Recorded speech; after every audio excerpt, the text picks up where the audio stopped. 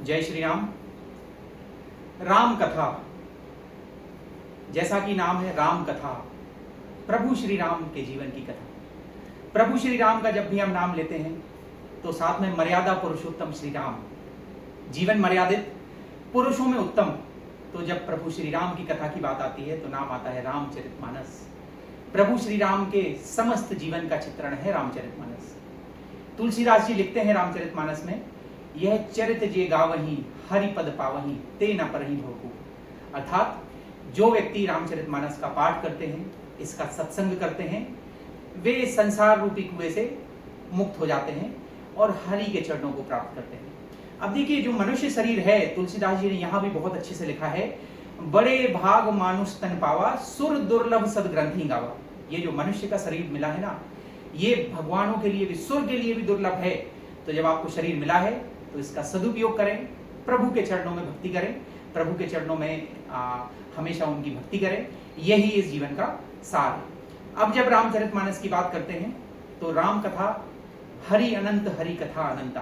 कथा तो कहीं से शुरू होती है और कहीं खत्म होती है, लेकिन हमको अगर कहीं से शुरू करना है तो सबसे बेहतर है इस कथा की शुरुआत करें नगरी अयोध्या से। और सत्संग तो हमेशा करते ही रहना चाहिए। अब जब नगरी अयोध्या की बात होती है, अयोध्या जिसे युद्ध में ना जीता जा सके वो अयोध्या है। ये वही अयोध्या नगरी है जिसने भारतवर्ष को अनेकों धर्मावलंबी शक्तिशाली राजा दिए। रघु, राजा रघु, जिनके नाम से ये कुल रघुकुल के नाम से जाना जाता है।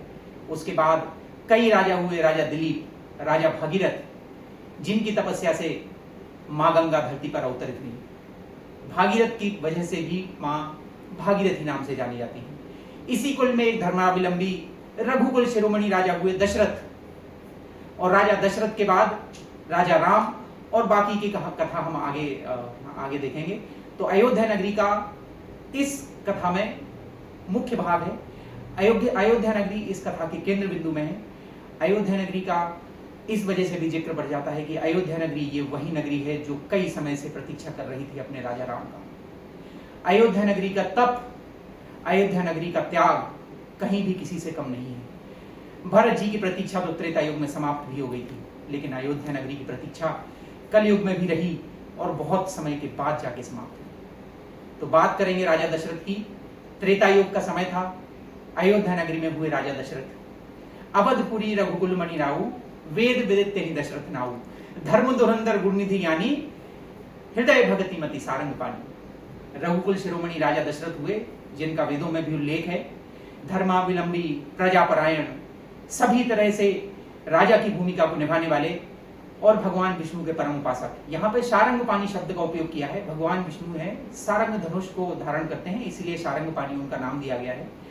अब महाराज दशरथ की जो आगे की कथा है, उनकी 3 रानियां थी, रानी कौशल्या, रानी कैकेयी, रानी सुमित्रा।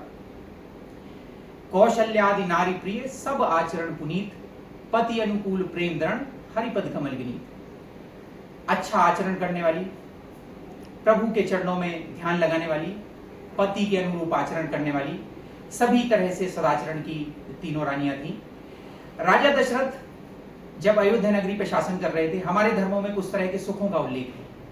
पहला सुख निरोगी काया, राजा दशरथ पूर्ण तरह से निरोग थे, पहला सुख उनको प्राप्त था। दूसरा सुख घर में माया।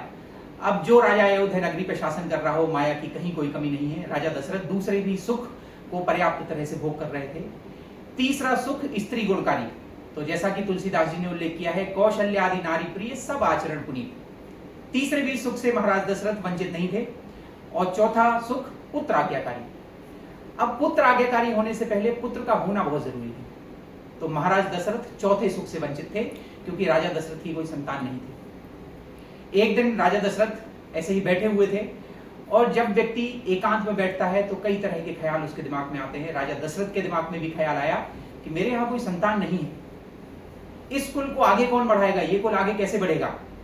और इसी विचार के साथ में राजा दशरथ के मन में अनेकों ख्याल आए, और इसी विचार को आगे लेके वे अपने गुरु वशिष्ठ के पास पहुंचे। एक बार भूपति में मन माही, भई गिलानी मोरे सुत नाही। गुरु ग्रह गए तुरंत महीपाला, चरण लागी करी विनय विशाला। राजा दशरथ गुरु वशिष्ठ के यहाँ गए और बोले, हे गुरुवर, आपको तो सभी तरह का ज्ञान है, आपकी आप मेरी व्यथा से अनभिज्ञ नहीं है, मेरे यहाँ संतान नहीं है गुरुवर, क्या करूं? तब गुरु वशिष्ठ बोले, हे राजन, आप उठिए, आपकी चिंता विषयहीन नहीं है, किंतु जैसा कि मैं देख पा रहा हूं आपको 4 संतानों की प्राप्ति हुई। ये चारों संतानें भविष्य की धरोहर होंगी आपके पास, और अयोध्या नगरी का नाम पहले से कहीं आगे तक बढ़ा के ले जाएंगे चारों पुत्र। राजा दशरथ तुरंत तो बहुत प्रसन्न हुए, लेकिन उन्होंने पूछा, हे गुरुवर, इसके लिए क्या करना होगा? गुरु वशिष्ठ ने इसके लिए उपाय सुझाया, हे राजन, इसके लिए आप ऋषि श्रृंगी का आह्वान करिए। श्रृंगी ऋषि यहाँ पर आकर यज्ञ करेंगे, पुत्र काम यज्ञ, उससे आपको संतानों की प्राप्ति होगी। राजा दशरथ तुरंत ही गुरु वशिष्ठ को लेकर श्रृंगी ऋषि के पास गए। श्रृंगी ऋषि ही वशिष्ठ बुलावा, पुत्र काम सुख यज्ञ करावा। भगति सहित मुनि आहुति दीने, प्रगटे अग्नि चरु कर लीने।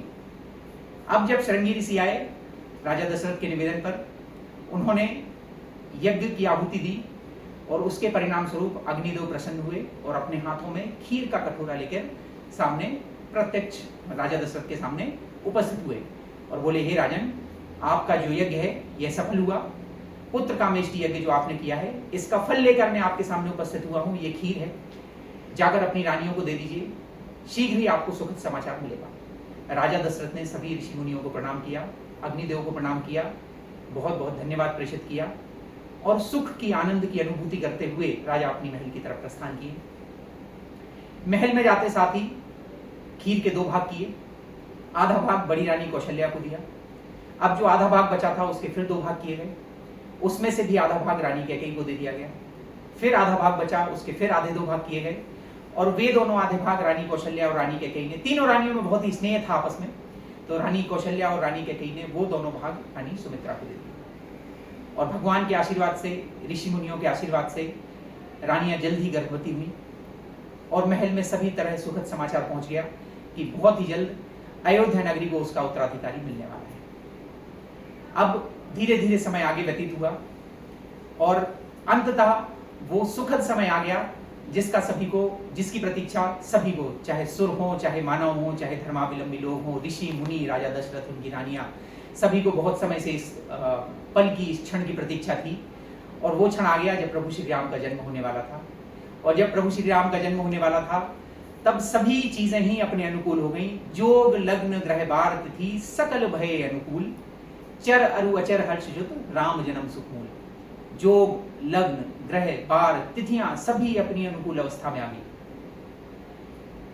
जड़ चेतन सभी सुखी थे, क्योंकि प्रभु श्री राम का जन्म ही सुख का मूल कारण था। अब चाहे देखिए आप, कभी कभी व्यक्ति को बहुत प्रयास करने के बावजूद भी सभी चीजें सही नहीं मिलती है, और जब प्रभु का जन्म होना था तब जब ही सभी चीजें कितनी अच्छी अवस्था से सभी अनुकूल हो गई। व्यक्ति होता क्या है, व्यक्ति करता वो है जो खुद चाहता है, लेकिन भगवान अपने भक्तों से बोलते हैं, तू करता वो है जो तू चाहता है, पर होता वो है जो मैं चाहता हूं। तू कर वो जो मैं चाहता हूं, तो होगा वो जो तू चाहता है। भगवान की भक्ति करिए, सद्विचार रखिए, सभी चीजें अपने आप अनुकूल हो जाएंगी। इसी प्रसंग में मैं एक प्रसंग और साथ में जोड़ना चाहूंगा। भगवान राम के समकालीन ही लंका में लंकाधिपति रावण का शासन था। बहुत ही क्रूर, धर्म का ना पालन करने वाला, परंतु विद्वान, ऐसा राजा था। जब रावण का बड़ा पुत्र मेघनाद पैदा होने वाला था, तब रावण ने सभी ग्रहों को कैद कर लिया था, और सभी ग्रहों से बोले कि आप अपने अनुकूल अवस्था में आ जाइए, क्योंकि मेरे पुत्र मेघनाद का जन्म होने वाला है, और मैं चाहता हूं कि वो अजेय हो जाए। अगर सभी ग्रह अपनी अनुकूल अवस्था में होंगे तो मेघनाद अजेय हो जाएगा। लेकिन हुई है वही जो राम रचिका था। शनि ग्रह ने अपनी अवस्था थी बदल दी, और मेघनाद इस वजह से अजेय होने से बच गया। रावण ने भगवान शिव की कठोर तपस्या की। राजा रावण लंकेश ऐसे ही नहीं बना, बहुत कठिन तपस्या करने के बाद वो लंकेश हुआ। रावण ने भगवान शिव को 10 शीश अर्पित किए, इसी वजह से वो दशानन कहलाया। और इतनी कठोर तपस्या के बाद भगवान शिव प्रसन्न हुए, उसे लंकाधिपति बनाया और उसे बहुत शक्तिशाली बनाया। लेकिन रावण को ये सारी चीजें बहुत तपस्या करने के बाद मिली, क्योंकि विचार सद्विचार नहीं थे। जब विभीषण जी हाथ जोड़कर प्रभु श्री राम की शरण में आए, तो राजा राम ने विभीषण जी को पहले ही लंकेश करके संबोधित कर दिया। यहाँ पर तुलसीदास जी लिखते हैं, जो संपत्ति से रावण नहीं दीन ही दिए 10 मात। जो संपत्ति भगवान शिव ने रावण को 10 शीश अर्पित करने के बाद दी, सोई संपदा विभीषण ही सकुचि दीने रघुनाथ। वही संपदा भगवान राम ने विभीषण जी को सकुचाते हुए ऐसे ही प्रदान कर दी, क्योंकि विभीषण जी के हृदय में सद्विचार थे। तो प्रभु की भक्ति करिए, प्रभु आपको सारी चीजें ऐसे ही प्रदान कर देते हैं। अब वापस उसी प्रसंग पे आऊंगा। जोग लग्न ग्रह वार्त थी, सकल भय अनुकूल, चर अरु अचर हर्षित, राम जन्म सुख मूल। अब जब सारी ग्रह तिथि अपनी अनुकूल अवस्था में आई, तो जो तिथि आई वो थी नवमी, जिसे हम सभी रामनवमी के नाम से पहचानते हैं। नवमी तिथि मधुमास पुनीता, शुक्ल पक्ष अभिजित हरिप्रीता। नवमी तिथि चैत्र का महीना, शुक्ल पक्ष और हरि को प्रिय अभिजित मुहूर्त, ये मुहूर्त था जब प्रभु श्री राम का जन्म हुआ। मध्य दिवस अति शीतना घामा, पावन काल लोक विश्रामा। दिन के मध्य का समय, ना ज्यादा गर्मी ना ज्यादा ठंड, और समस्त लोगों के पावन करने वाला जो समय, उसमें प्रभु श्री राम का जन्म हुआ। जब प्रभु श्री राम का जन्म होने वाला था, तब हवा सुगंधित होकर बहने लगी। पहाड़ जो वनों से आच्छादित थे, आभूषणों या मणियों की भांति दमकने लगे। नदियों में भी अमृत की धारा बहने लगी। ये थी प्रभु श्री राम के जन्म की कथा। जब प्रभु श्री राम का जन्म हुआ, तो प्रभु श्री राम का जन्म तो हुआ, लेकिन क्यों प्रभु श्री राम का जन्म हुआ, इसके पीछे भी कथा है। जब जब होए धर्म की हानि, जब जब होए धर्म की हानि, तब तब प्रभु इस धरती पर अवतार लेते हैं। त्रेता युग का ही समय था। रावण लंका का राजा था, और रावण के शासन काल में अधर्म बहुत बढ़ रहा था। मां धरती बहुत व्यथित हो गई थी। तब मां धरती ने गाय का रूप धारण किया। गाय का रूप इसी धारण किया क्योंकि गाय करुणा का प्रतीक है, गाय ममता का प्रतीक है, गाय सहनशीलता का प्रतीक है। लेकिन जब सहनशीलता भी रो पड़े, तब अंदाजा लगाए कि पाप कितना बढ़ चुका है। मां धरती गाय का रूप धारण करके देवताओं के पास पहुंची, उन्हें अपनी व्यथा सुनाई। सभी देवता मां धरती को लेकर ब्रह्मा जी के पास गए, और अंततः श्री हरि विष्णु के पास। तब मां धरती विष्णु जी से बोली कि हे प्रभु, धरती पर पाप बहुत बढ़ गया है, ऋषि मुनियों की तपस्या भंग हो रही है, उनकी यज्ञ वेदियां टूट रही हैं, अत्याचार और अनाचार बहुत बढ़ गया है। मैं पर्वतों का बोझ सहन कर सकती हूँ, मैं सागर का बोझ सहन कर सकती हूँ, लेकिन अत्याचार का बोझ प्रभु मेरे से नहीं सहा जाता, कुछ करिए। तब भगवान विष्णु बोले, आप चिंता ना करें, जल्द ही मैं धरती पर अवतार लूंगा और आपकी समस्त समस्याओं का निवारण करूंगा। तब हुआ राम अवतार। लेकिन राम के जन्म की घटना सिर्फ त्रेतायुग की घटना नहीं है। राम के जन्म का अर्थ है सत्य का जन्म। राम के जन्म का अर्थ है मर्यादा का जन्म। राम का जन्म का अर्थ है नीति का जन्म। जब आपका अहंकार मिट जाता है, जब आप सेवा भाव करने लगते हैं, जब आप धर्म के मार्ग पर चलने लगते हैं, तो समझ लीजिए कि आपके अंदर प्रभु श्री राम का जन्म हो चुका है। और प्रभु श्री राम का जन्म हुआ, भय प्रकट कृपाला, दीन दयाला, कौशल्या हितकारी, हर्षित महतारी, मुनि मनहारी, अद्भुत रूप विचारी, लोचन अभिरामा, तन घनश्यामा, निज आयुध भुजचारी, भूषण वनमाला, नयन विशाला, शोभा सिंधु करारी, कह दोई कर जोरी, अस्तुति तोरी, कह विधि करहूं अनंता, माया गुण ज्ञाना, तीत अमाना, वेद पुराण अनंता, करुणा सुख सागर, सब गुण आगर, जेहि गावहि श्रुति संता, जे मम हित लागी, तन अनुरागी, भय प्रकट श्रीकंता। यहाँ पे भगवान श्री राम प्रकट हुए, और प्रभु श्री राम के प्रकट होने का अर्थ था धरती पर धर्म का पुनः अवतार। विप्र धेनु सुर संत हित लीन मनुज अवतार। विप्र अर्थात ब्राह्मण, धेनु अर्थात गाय, सुर देवता, संत धर्म के मार्ग पर चलने वाले लोग, इन सभी के हित के लिए भगवान ने मनुष्य का अवतार लिया। विप्र धेनु सुर संत हित लीन मनुज अवतार, निज इच्छा निर्मित तनु, माया गुण गोपाल, सियावर रामचंद्र की जय। अर्थात स्वयं की इच्छा से बंधे हुए थे और माया के सभी प्रकार से के गुणों से दूर, ये प्रभु श्री राम धरती पर जन्म लिया। अब जैसे ही प्रभु श्री राम का जन्म हुआ, महल में सभी तरह खबर फैल गई कि महाराज दशरथ के यहाँ 4 पुत्रों का जन्म हुआ है। रानी कौशल्या ने एक बालक को जन्म दिया, रानी सुमित्रा ने 2 बालकों को जन्म दिया, रानी कैकेयी ने 1 बालक को जन्म दिया। राजा दशरथ के यहाँ 4 पुत्र हुए। सभी महल में खुशी की लहर फैल गई। जब राजा दशरथ को यह समाचार मिला, हम जब बहुत खुश हो जाते हैं तो हम कभी कभी हमें पता नहीं चलता क्या करना है। दशरथ पुत्र जन्म सुनी गाना, मानहु ब्रह्मानंद समाना। ब्रह्म के समान आनंद उन्हें मिला राजा दशरथ को। परम प्रेम मन पुलक शरीरा, चाहत उठन करत मति धीरा। राजा दशरथ तुरंत में बहुत कुछ करना चाहते थे, लेकिन तुरंत में इतनी खुशी की खबर सुनने के बाद उनकी इंद्रियां शिथिल हो गई। कुछ क्षण के लिए मानो राजा दशरथ किसी दूसरे ही लोक में चले गए। महल में खुशी की लहर फैल गई, और खबर जो थी इतनी सुखद थी कि ये खबर धरती लोक से लेके आकाश लोक, स्वर्ग सभी जगह फैल गई। ब्रह्मा जी सभी देवताओं के साथ आकाश मार्ग से विचरण करते हुए अयोध्या नगरी के ऊपर पहुंचे। सुर समूह जो था वो प्रभु श्री रामचंद्र का बार बार प्रणाम करते हुए, गंधर्व ढोल बजाते हुए, सभी अपनी तरह से खुशी मनाते हुए प्रभु श्री राम को सभी ने नमन किया। उसके बाद देवता अपने अपने लोग को चले गए। सुर समूह बिनती करी, पहुंचे निज निज धाम, जग निवास प्रभु प्रगटे, अखिल लोक विश्राम। अब जैसे ही राजा दशरथ के यहाँ 4 पुत्रों का जन्म हुआ, राजा दशरथ ने समस्त गुरुजन, समस्त नगरवासियों को बुलावा भेजा, यज्ञ कराया। राजा दशरथ ने अपने तरफ से जो भी अच्छा कर सकते थे वो सारा किया। अयोध्या नगरी इस तरह से सजी हुई थी जिसका वर्णन नहीं किया जा सकता। तुलसीदास जी लिखते हैं, मैं एक छोटा सा मानुस हूँ, मैं उस चीज का वर्णन नहीं कर सकता। अयोध्या नगरी स्वर्ग से भी ज्यादा सुंदर लग रही थी। जब तुलसीदास जी वर्णन नहीं कर सकते तो मैं उसका वर्णन कैसे कर सकता हूँ। अयोध्या नगरी बहुत अच्छी तरह से सजी हुई थी, सभी तरह हर्ष और उल्लास में फैला हुआ था। ये प्रभु श्री राम के जन्म की घटना थी। इस घटना के बाद कैलाश पर बैठे महादेव देवी पार्वती से बोलते हैं, हे देवी, आपकी प्रभु श्री राम के चरणों में असीम श्रद्धा देखकर मैं आपको एक रहस्य की बात बताता हूँ। जब ये समस्त कार्यक्रम हो रहा था तो मैं भी वहीं उपस्थित था मनुष्य रूप में, कागभुसुंडी जी के साथ में। कागभुसुंडी संग हम दो, मनुज रूप जान ही नहीं को। हमारा मनुष्य रूप होने की वजह से हमें कोई पहचान नहीं पाया, हम मनुष्य रूप में वहीं उपस्थित थे। प्रभु श्री राम का जन्म हुआ, रानियां भी प्रसन्न थी, दशरथ जी भी प्रसन्न थे। समय ऐसे निकल रहा था मानो मुट्ठी से रेत, किसी को पता ना चला। कछुक दिवस बीते यही भांति, जात ना जाने वो दिन अनुराती। समय ऐसे निकल गया, दिन और रात का पता नहीं चला। नामकरण कर अवसर जानी, भूप बोले पठाई मुनि ज्ञानी। अब नामकरण का अवसर भी आ गया। राजा दशरथ ने ऋषि मुनियों को प्रार्थना पत्र भेजा कि हमारे बालकों का नामकरण करना है। ऋषि वशिष्ठ और अपने साथ कई अन्य ऋषि मुनियों को लेकर महल में आए और अंततः वो क्षण भी आया जिसका सभी को लंबे समय से प्रतीक्षा थी, प्रभु श्री राम के नामकरण का।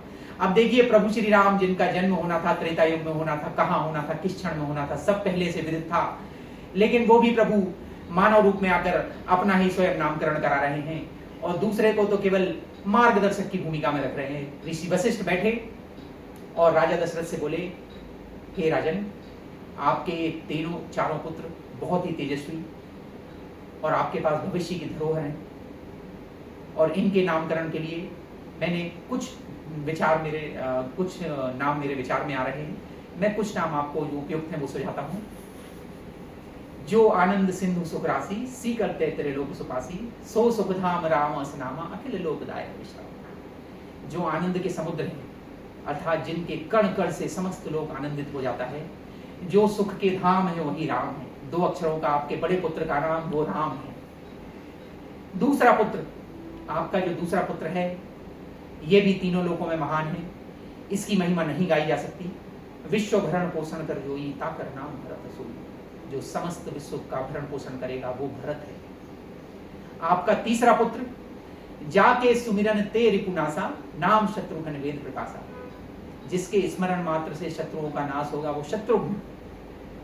और आपका ये चौथा पुत्र, ये समस्त लक्षणों से युक्त है, इसलिए लक्ष्मण।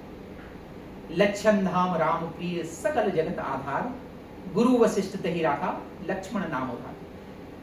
समस्त लक्षणों से युक्त, तुलसीदास जी बोलते हैं सकल जगत आधार, चूंकि शेषनाग के अवतार थे, समस्त धरती का बोझ अपने सिर पर धारण किए हुए थे, इसीलिए सकल जगत आधार, गुरु वशिष्ठ तहि राखा, लक्ष्मण नाम उधार। सियावर रामचंद्र की जय, पवन सुत हनुमान की जय। आज का ये प्रसंग यहीं समाप्त करता हूँ। अगले प्रसंग के साथ आप लोगों के साथ पुनः आप लोगों के सामने उपस्थित होगा। तब तक के लिए प्रभु के चरणों में ध्यान लगाइए। सर्वे भवन्तु सुखिनः, सर्वे सन्तु निरामयाः, सर्वे भद्राणि पश्यन्तु, मा कश्चित् दुःखभाग् भवेत्। जय श्री राम।